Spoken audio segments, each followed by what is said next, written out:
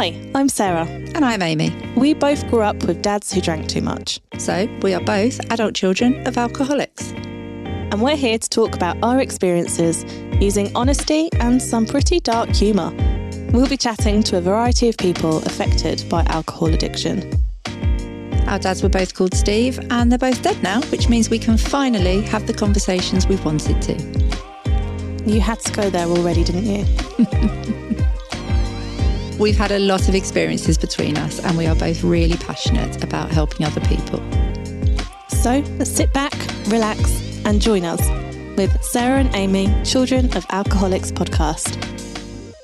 Hello and welcome to another episode of Sarah and Amy, the Children of Alcoholics podcast. Today we are delighted to be joined by Arabella Byrne, an official ambassador of Nacoa UK.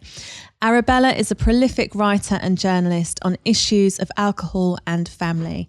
Her own memoir, published with HarperCollins, is currently out now. Her father and mother were both alcohol dependent. Then later on in adult life, Arabella developed her own issues with alcohol. Arabella wrote a viral article in the Mail with her novelist mother, Julia Hamilton, about their shared journeys of recovery. You can find out more about Arabella by watching our podcast today. And you can take that little bit out because now, can we just intro? Or you might want to leave these cuts in because it's really funny and human, according to Pierce. So, Arabella, welcome. Thanks for having me. Can we just do that? Yeah, let's just go for it. I'm going to jump straight in with the book, Arabella, because I have been reading it on my train journey up this morning. And I just said to you before we started, I've read quite a lot of memoirs and books around parental addiction and people's experiences.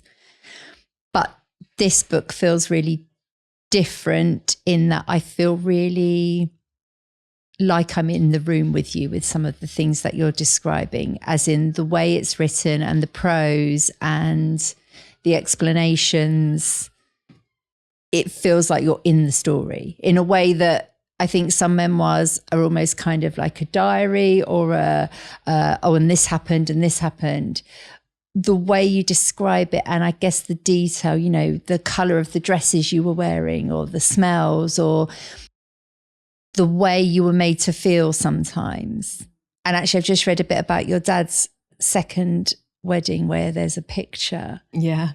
And you're just looking at your shoes, but you're not really present there. Mm. So I guess, I guess what probably is quite extraordinary and was quite novel for memoir, like in terms of the genre, was that there actually never has been a memoir written by a mother and a daughter published in this country before, or indeed in America. So I think what happened when my mum and I, we wrote this article in the Daily Mail and we got a lot of messages from people saying, either this is my experience too, or I want to know more about how addiction runs in families. And that began the journey of the book. And I think as writers, we were really excited to kind of experiment with form. So, you know, my mum's a novelist and I'm a journalist. And I think what we were kind of excited to do was to be able to write a book that was a kind of broad enough church to encompass both of our experiences, where you could have that crackle, you could have that dissonance, you can have us disagreeing on the page on the next chapter. And we had quite a few chats with our editor at HarperCollins and we said, do you want us to keep this in? Is this going to be, is this helpful, or would it be more coherent if we kind of did a you said, I said, you said? And she was like, absolutely not. We want to keep in the sense of, how you tell the same story with different words. And I hope that is, that's what's come across in the book. But it was also, I think it's been a really risky project in some ways because it's brought up a lot of the past that's been, been very uncomfortable. And I think the publicity around the book, I think has been particularly difficult for my mother and I, not least because you're having people reviewing your life, which is very, it's very difficult. But also, and I think this is a broader point about the way in which this issue is headlined in the media in general, is that we felt that there were very sensationalized headlines around the book, like, you know, my mum gave me wine when I was 5 and then I was a drunk like her, you know, and I think we felt in some ways that the book was far more subtle than that. That's quite a take a break sensationalist. Yeah. And I think this is a kind of Faustian bargain that you have to make if you want to get this kind of narrative out there in the media, is that you have to say, okay, I'm going to let people run away with this story. So I think, you know, I think it's been, you know, I think it's been a kind of like a very exposing time, but actually I think that's one way of looking at it. I think you can look at it as, in terms of this exposure, you can look at it as also what an amazing opportunity to get this narrative of being the child of an alcoholic out there into the British media in a way that we haven't, you know, in a way that we don't see enough. But it really demonstrates the kind of multi-generational aspect of it as well, in that the way it's written is that you've written a chapter and then your mum writes a chapter and it's all kind of interwoven. Yeah. But your mum is writing about some of her experiences growing up. Mm-hmm. And then you're writing about your experience with your mum being your mum. And you can see how your mum got to a point that she got to, and then you can see how you got to a point that you got to, and how actually a lot of the previous generations' experiences essentially created that as well. So I think what we wanted to do, and, you know, and my mother's mother, my grandmother, was not an alcoholic, but my mother. So I mean, for those who are new to the story, is that my mum got sober when she was 53. She went into Alcoholics Anonymous when she was 53, and 9 months later, when I was 26, I followed her into the rooms of Alcoholics Anonymous, and so.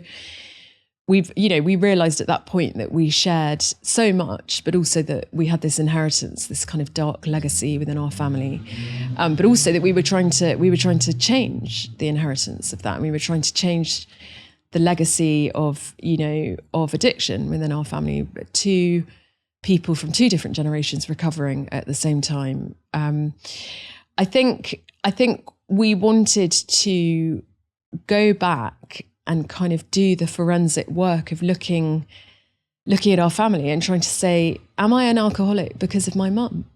Or is it to do with something else? And what we found very quickly when we started asking these questions, and we started casting back into the past, and, you know, and very quickly we found out that people didn't want us to write about it, but they very much didn't want us to speak about it. And so we would say, was my grandfather an alcoholic? Or, you know, was there addiction in this channel?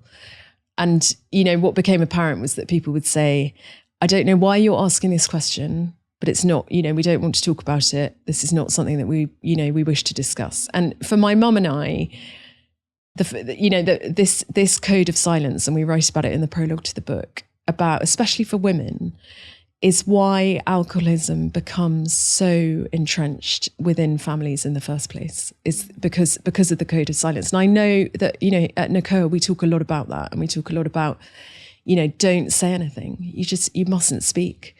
And I think we really wanted to kind of blow the doors off that. You know? So Nacoa did a piece of research, I think it was coming up for 2 years ago, which concluded with saying 50% of children and young people never tell anybody outside the family home about what's going on.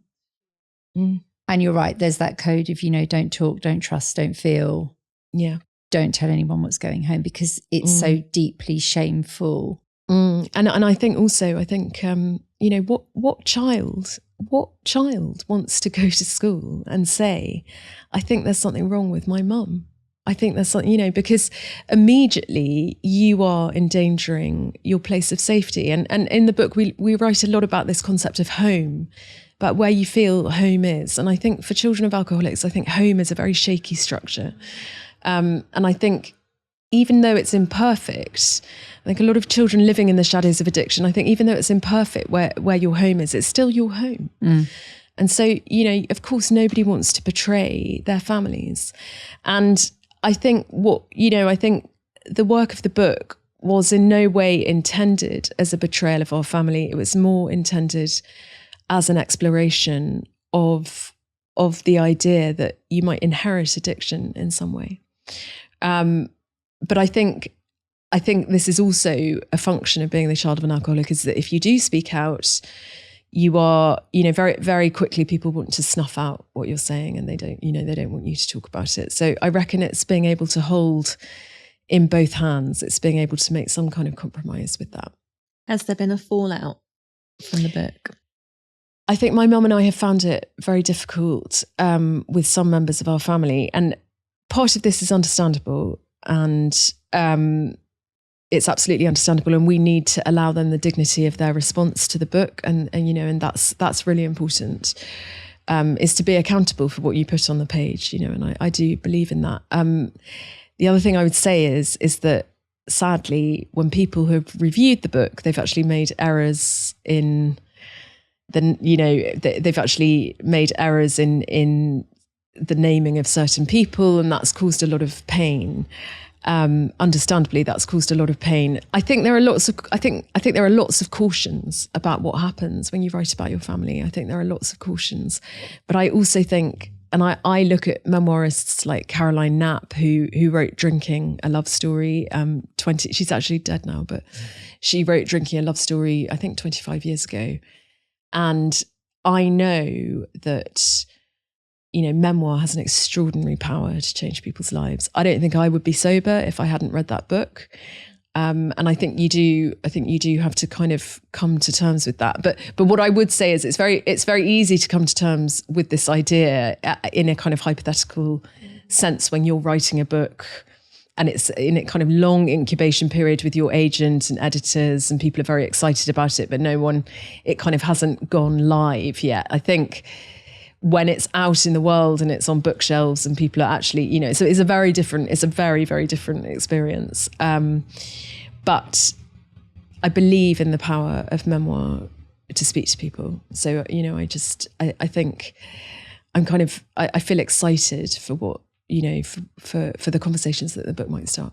But lived experience is such important testimony. And even on the Nacoa website, the personal experience pieces are so often the first thing that people get really drawn in by and really resonate with, which then encourages them to seek help for themselves. Yeah, I think first person experience, I think it's invaluable. I think it's absolutely invaluable. I think it's a very powerful thing. I think it can be very dangerous in the wrong hands. I think, and that's been, that has been my experience, is that as a journalist, is that editors and features editors at national newspapers always want you to give as much of yourself as you possibly can. So I think it's about, particularly as a CEO, talking as a COA, is about like finding your own boundaries, about where your personal experience turns into, like someone else's, that's someone else's family history, so it's about the kind of boundary lines of how you see it all.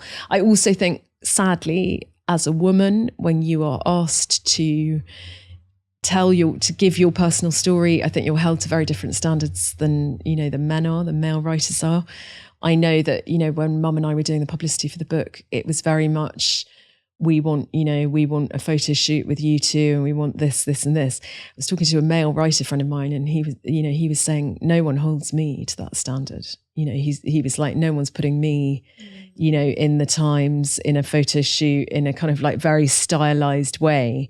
So I think there are all kinds of cautions here about what we expect of personal experience, and also how prized that is, as women, because you're not just, I remember a photographer saying to me, and I was having a photo shoot, I think for the Telegraph, writing a feature for something else. He said, "Oh, but when you look at the camera, you bite your lip." And I said, "But I'm not a model." I was like, I'm a writer. I said, I'm very happy to put the words on the page, but I'm not. I said, I don't think I'm a model. I'm not here for that. And he said, sadly, the journalist becomes the story. He was like, people read the piece because your picture is out there. So I think there are all kinds of ways in which we can use personal experience, and we can use that first person experience to really change the narrative. But I also think, I think there's a toll. I think there is absolutely a toll that it takes on, you know, on the telling. But I think maternal addiction is treated differently to paternal addiction in some ways. And maternal addiction and kind of female alcohol deaths have increased hugely over the last 5 years. yeah. But I do still feel there's even more of a stigma. And again, this is personal opinion. I feel there's much more of a stigma around maternal. Absolutely. And I think this is something that, you know, particularly my mother, so I got sober before I had children. So I will always be an alcoholic. I'm a sober alcoholic and I'm in recovery now, but I will never be cured of this illness. And it's a day at a time. I think what my mum felt very strongly that she wanted to write about in the book was the experience of, you know, the hard work of care of small children when you're in active addiction, and the stigma and the kind of dissonance that that stands between can you be a mother and can you be an addict at the same time? And how, if you're a mother, how do you self-identify as an addict? How do you say, I think I have a problem? Because to me, most addicts are men, you know, so it's about challenging all those assumptions. But I think, and, you know, I think my mum describes it very well in the book. It's, you know, you put the children to bed and you have a shaking hand because you're desperate to have a drink. You're absolutely desperate to have a drink. Or it's the kind of daily weighing up that you do about whether you can drink before you drive the children somewhere, you know. And I think that maternal addiction does look very different. And I think, you know, and I think that alcohol deaths in women are on the rise. And I think I definitely think that it's something that needs to be spotlighted far more. Absolutely. There's a huge, it's huge on social media, and I think it's huge in the press as well. Is mummy wine culture? Yeah. It's an issue, I think. It's amazing how pervasive this idea is. I think first of all, I find it an extremely reductive vision of motherhood, that the only reward that we can think of in our culture is to have a large glass of wine at the end of the day. I think it also says a lot about the state of motherhood in this country as well, you know, with astronomical childcare costs. You know, I think as mothers these days, we're expected to spend more time with our children than ever before.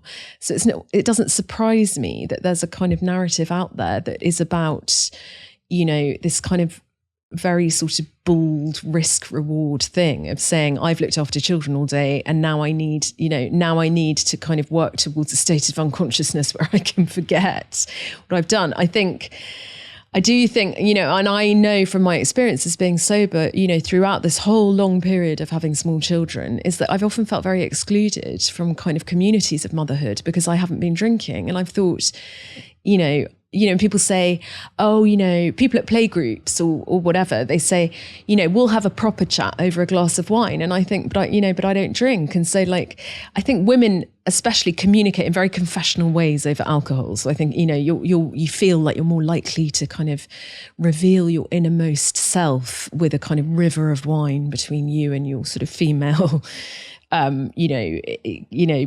companion. And so I think I've always felt, you know, is there a place for me in, you know, does sober motherhood, does it exist? And I think it does exist. Overwhelmingly, I think it exists.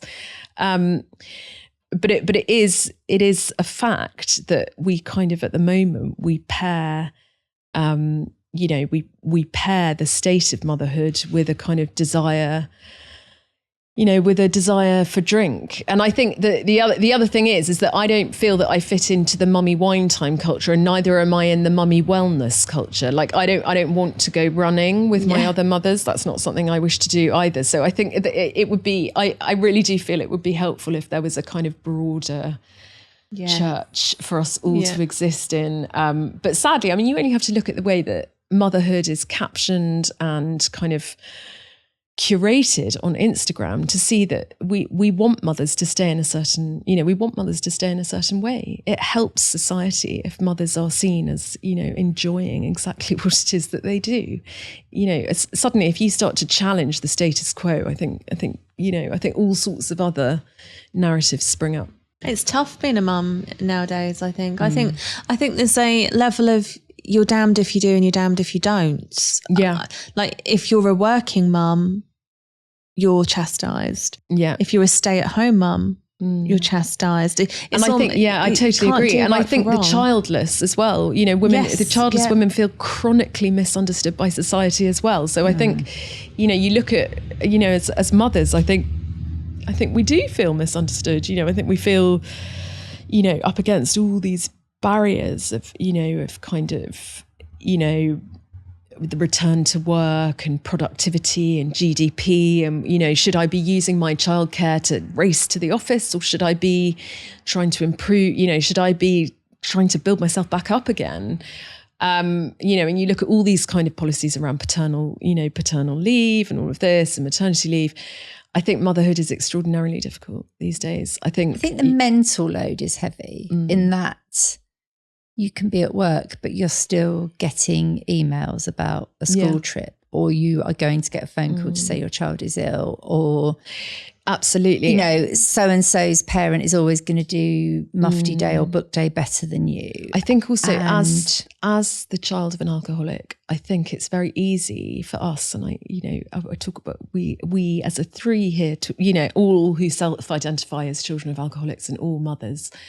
I think it's very easy as the child of an alcoholic to kind of to be as to want to be as expansive as you possibly can be. This hypervigilance around everything, you know, that is something that happened to us in our formative years, and this feeling that I can take care of everyone, and it's hard to step back and to say, you know what, I'm actually, this is becoming to the detriment of myself now. But I think this kind of can do, want to give and be, you know, in this state of kind of exhausted hypervigilance that we exist in as mothers, where as you say, we're the first people who are contacted, we're always on the WhatsApp, we're doing this and this. I think it's very wearing, particularly if you come from a background of, you know, addiction. And I think also the pressure as a COA, if you have small children, whether you drink or not, is you're constantly saying, I don't want it to be like my, you know, I don't want to recreate what happened in my, I don't, you know, I want it to be different. I want to be better. I want to be as good as I possibly can be. And every time, you know, inevitably when you lose your temper or, you know, emotional crises happen, I think you feel that fear of failure very keenly, because we're acutely aware. Well, we're hypervigilant. We are almost permanently in a state of some form of anxiety or concern, or expecting something to go wrong at every moment. We are, again, but you know, very into people pleasing and wanting to look efficient and together. Yeah. And also, we were talking about this earlier, weren't we? This thing of actually playing down normal life by saying, well, this isn't a real problem. I've coped with much worse than this. And actually, and almost the thing of, well, I should be grateful for everything I now have. And I am very grateful for the life I have. But this thing of, it could be very different, and I've experienced very different. So therefore, I need to be grateful and welcoming and happy. And I think there is there's the constant pressure to feel like you're coping, you know, and that you're kind of you're doing okay. And I think that can be, you know, I know, you know, from my own experience, that's very wearing, you know, this constant need to be sort of constantly adapting to other people, which is what COAs do, you know, and children require you to adapt to them. So I really do think that, you know, COA motherhood is a whole new, you know, chapter of this narrative about, you know, about how we can help and kind of give a voice to people who, you know, who find it very hard. It's very hard to parent when you've had a difficult childhood. Oh yeah. Yeah. It's almost, what are you comparing it to? It's tough, isn't it? And breaking those generational curses, so to speak. So, and also I think inevitably you can feel, you know, the past crashing into the present quite often. You know, sometimes I think, God, do I sound like my mum? Yeah. You know, is that okay? Especially, it's very conflicted for me now because I know that my mum is sober and she's trying really hard to change the legacy of what happened to her. But, and I think we found this when we were writing the book is that, was to be able to say, for my mum to be able to say, I caused you a lot of damage. I'm really sorry. And that's really brave because it's really brave. Lots of us don't kind of get that conversation, and to actually admit that is... Yeah, and I'm so proud of the way that my mum wanted to write that into the book. And she wanted to write the loss into the book. And she, and she absolutely squared up to that. And I think, which is why I think it makes what she does write so kind of, so new. And really quite extraordinary is her saying, I had this relationship with alcohol long before I had my daughter. And that relationship was the longest and deepest of my life. Was it exhausting writing it? It's a good question. Sometimes it was quite tiring. It was very stop-start because of children. I had a grant from the Society of Authors that afforded me quite a lot of childcare during one summer holiday where I was able to write it. I think we would go away and write our chapters, and what we found increasingly was that actually we were writing about the same things. We didn't know that we'd be writing about the same events.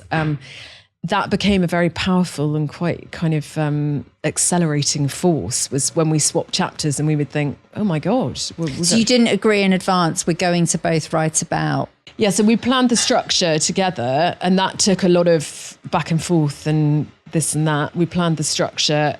So there are 12 chapters for the 12 steps of AA. Okay. I like that. And we wanted to do it in 3 parts. So the first part is mother, where we're kind of I'm looking to my mum, she's looking to her mum. Then the second part is addict, we're talking about, experiences of active addiction.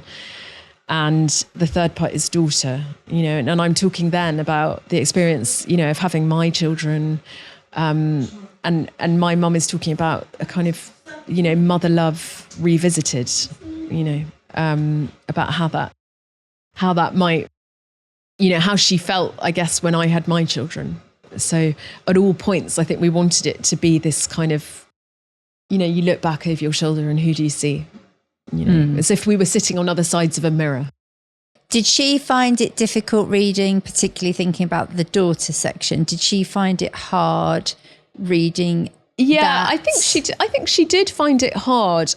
I think the extraordinary thing about my mum is that because she's a writer, she's very unflappable in this regard. I think she's a bohemian, she's a writer. I think she was electrified by the promise of what we could put onto the page rather than, this sort of idea that we might be, this idea that it might not look good for her. I think if she had felt that at any point, the book might not exist really. So I think she was very willing to put these things on, to put these things out there. But I would say that she's found the press around the book, people saying, how could you have done this? I think she's found that very hard. Judgment is hard. Yeah. The judgment of other people who've never walked in those shoes and possibly don't have an experience or even when you justify and say, well, it's just trolling or they're keyboard warriors or they're XYZ, it still hurts and it still ultimately probably does tap into something that, one of your worst fears. Yeah, I think you have to, I think you have to really be very careful and boundaried about how you use your phone, the kind of the way in which you kind of engage with all of this. I think that's definitely been a lesson. So when you were growing up, how much did you know of kind of maybe your mum's childhood and things that happened or her experience around that? I think it was always pretty obvious that my mother had a very traumatic childhood and she never made any secret of that. I think it was obvious, that my mother suffered from something quite profound when I was growing up. And we talk about this quite a lot in the book, is that for a long time, my mother's addiction it sort of wore the mask of depression. And we talk about how much easier it is to say that you're depressed if you're a female alcoholic, how much more society is open to ideas of kind of depression and hysteria and, particularly, in the female context. I think it's a much bolder, more dangerous move to say, I'm an alcoholic, I'm an addict. My children are a little bit older now. And I know that being a COA has impacted huge parts of my personality and almost definitely my parenting as well. And sort of coming to that place of acknowledging that it has, but trying to break the cycle and not use it as an excuse. But equally, maybe I can't sit down and explain every time that I get upset or something, I behave in a certain way. So actually, I've just let my 15-year-old follow me on Instagram now. Yeah. And which just sounds really glib, but actually, because I have an account for kind of the work I do around Nacoa, and actually, I don't know if that's been helpful to her. And I certainly don't ever put anything on there as a justification to her. But I hope that it is an accessible way of maybe people who do know and love me, but maybe don't understand all of it, who follow it. I do hope that sometimes gives those insights into, and I'm really trying, and we're all really trying, the fact we're all sitting here talking when you've obviously, written your book, and all, we're really trying to make sense of it all, and we're trying to be different, and we're trying to break those cycles. Absolutely. And I think this is a question actually that's come up a lot since the book was published, as people say, do you want your children to read it? There have been voices that have said, oh, your poor children, how can you have written this book? How can you have done this? And what will happen? And I have to say, I just feel my children will read this book, and I will be enormously proud for them to see I'm going to cry now, but to see the hard work and the bravery, particularly from my mother. So to me, this is a testament that people can change, that families can change, that recovery is possible. And, I will never not be proud of this work and for, that for what it has and the potential that it has. I also think, as my mum said, I said, oh God, do you think the girls will be all right when they read it? And she said, oh darling, they'll be fascinated. But they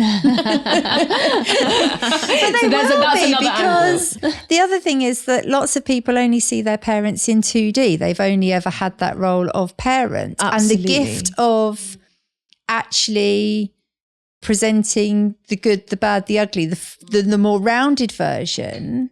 My dad died 4 years ago. And the Christmas before he died, I'd bought this thing from the children, which I'll continue the story. But essentially it was a book, and it gave you prompts to write your life so that you could hand this down. Because I realised I didn't know an awful lot about my dad. My children certainly didn't. And I realised that he was sort of slipping away as he became sicker and sicker. And, there was going to eventually become this end point. And obviously, predictably, we found it completely unused after he died in his flat. But he had started, and he'd sort of written these rough notes around, I know nothing about my parents as individuals, and that's really wrong, and I want to do this. And it was sort of quite floral writing, and, he was almost definitely drunk when he sort of did this, and it was all quite sentimental. But I only see him now as a very two-dimensional character. And primarily, if I had to describe him, it would be, he was an alcoholic and all of the things, because his whole personality disappeared.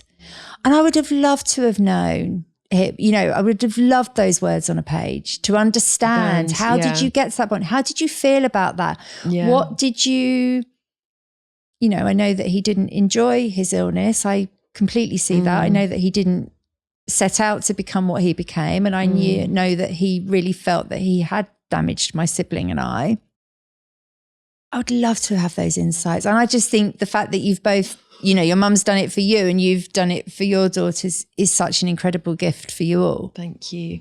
I think, yeah. And I think the sad truth of, you know, of addiction is that it does, you know, it necessarily is very reductive, you know, that you see your parent as either, you know, as drunk or not drunk. And I think one of the beauties of recovery and of kind of owning up to the past is that it's a far more textured reality. You know, people are there in all their kind of ambivalence and all their conflict, and it's about how you can kind of live a life, you know, amidst that, really. I think addiction is very deadening, you know, and I look, you know, I look at my experience of living with parents in active addiction, and it's a very sort of closed, you know, open shut way of living. You know, it's a kind of one of two polarities, you know. I'm going to be very drunk, or I'm going to be very remorseful, or, you know, you don't really you live on a spectrum, and you're kind of very often at the extremes of it. I think what I've found in recovery is that you can definitely be at the extremes of the spectrum, but very often you're kind of somewhere in the middle, you know, and sometimes you just feel very flat, you know, and that's also okay. Would you like me to read a passage from the book? Yes, please. Okay, great. Right, I'm going to read a passage from the book, which I believe is of probably great importance to us as COAs. If you were to plot the shadowy movement of the addictive gene across my family, it would resemble a map leading to nowhere, the rot appearing to move in no particular direction across a mass of time and space. Perhaps most of all you would get lost, since we all disagree on how we got there. My mother arrives at the junction misleadingly with a man, her grandfather, as her guide. Haddie Belhaven, the man she knows from the pages of his books and the things he sold and wasted. The man who squandered his material inheritance and left his descendants something altogether darker and more damaging: addiction. He is her family alcoholic, and she traces her addiction back through him. He was a writer too, and this tangled knot of words and booze is how she understands herself. It was poured out for her in his cryptic biographies that gesture obliquely to a life lived in alcohol's grasp, the endless wandering around Arabia, or the way he mistakenly shot himself in the foot. Other stories about him even filtered down to me. His daily trips to buy gin in Castle Douglas, a bottle a day, each day at the same time. Throughout my early life, his book, The Uneven Road, lay on her bedside table, the same pages thumbed over and over again. What was she looking for? What did she suspect? Later, as a teenager, I would do the same thing with her novels, looking for my alcoholic, although I wouldn't have known that at the time. Reading them repeatedly for clues, finding approximations of myself in the pages only to lose them again, like following someone you think you know through the streets of a foreign town before they duck out of sight into an alleyway. Some years after she had got sober, my mother's father unknowingly, or perhaps glibly, uttered the words she had been waiting to hear her whole life. He was an alcoholic, you know, died of cirrhosis of the liver, is what they all said. Such waste. Such a short sentence. Cirrhosis. We all know what it means, but it's easier to say than alcoholic, more sterile, more medical, safer somehow. But in that short sentence, my grandfather finally confirmed to my mother what all alcoholics long to know. Was it in the blood? Wow. I love that. I guess that's it. You're always looking for a reason. That you're always looking back. And I know like in recovery and in AA meetings is that you very often hear people saying, I think there was addiction in my family, but I just don't know. I remember my dad saying, well, it's in our genes. Yeah. And I guess there's as if like now I can abscond all. Well, I think that's it. It was to absolve yourself of It's in my DNA. Yeah. You know, and obviously there's a degree of personal accountability, but also to absolve yourself. And, you know, I can't help it. It's in my genes. Yeah. And that may well be the truth. I'm certainly not qualified to comment on genetics. The natured or nurtured argument, isn't it? We traced it back, and I laughed at it. I shouldn't laugh at it because it's not funny. But I think I traced a great-grandfather in the 18th century who was arrested for drunken disorderly behaviour. And I think on his death certificate, he died in a drunken accident.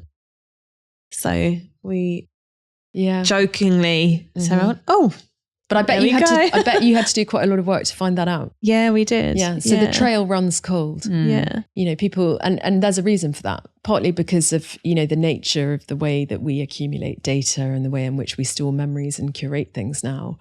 But also, you know, and I think people, and I can't say this enough, but people don't want you to look into this. It's not helpful. No. You know, and that's, you know, I know that I've had this experience a lot as a COA, as I've said, you know, but he, you know, he was an alcoholic, and you know, people said, no, he died of a heart attack. No, you know, he fell down the stairs. He did this, he did that. We do not want to say this in our culture, and you know, and the longer we keep that pact of silence, you know, the longer, you know, addiction is... Silence is deadly. But the shame also carries down the generations of it. Yeah. Totally. And without, like, completely unknowingly, obviously I'm very open about the fact that, you know, my dad was an alcoholic and that's what caused his death and all of those things.